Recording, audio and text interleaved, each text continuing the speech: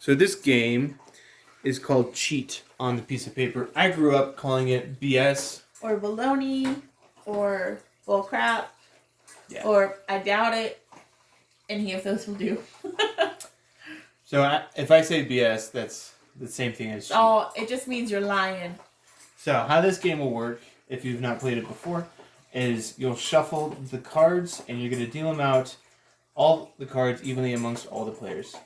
And it's okay if like one player has more cards than the other, because it's, so.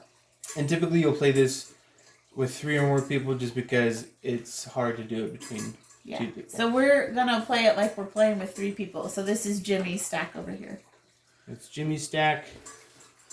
Well, I guess I can see. Yeah, I can see all of it. That's Jimmy's stack, and then our stack. And this, you can actually look at your cards, and you're going to probably want to rearrange them into order, just so it's easier to play with. I'm not going to do that right now. Yeah, we're not going to do that with it now, because for sake of time. And how it will go is that you'll start with the ace being low, and you'll gradually work your way through all the cards. And the point of the game is to get rid of all of your cards. Now, and so, since we'll say I start, I'm going to try and say that I'm going to play 2 aces, which I do have. I'm going to say 2 aces and play some face down.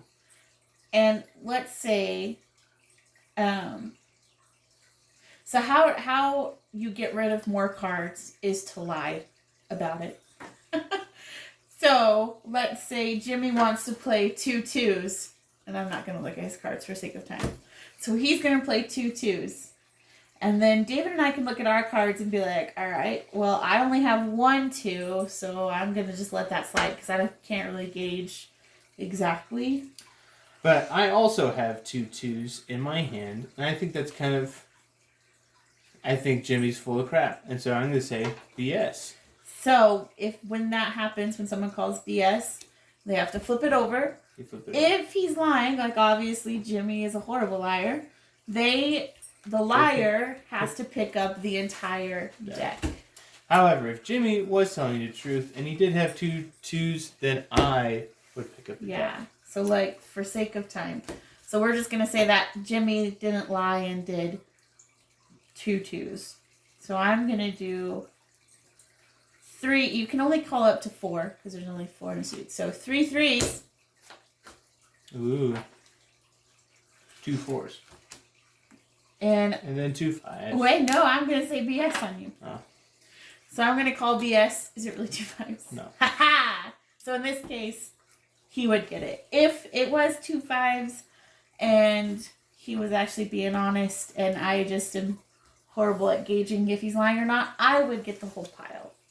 So you continue to do that all the way up until the kings. After the kings, then you just start back over with the aces, and you work your way back up until somebody is completely out of cards, and then they would be the winner. Yep. So some people play it differently. Like, let's say I get BS'd, and then BS'd. I don't know if that's a real term, but let's say David calls me out on it, and I am lying, and I have to pick up the pile. Some people say the next person, or like whoever's turn it is, would start on aces.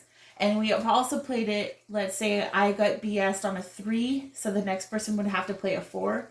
We also play it where we just keep going. So it kind of just depends on how you want.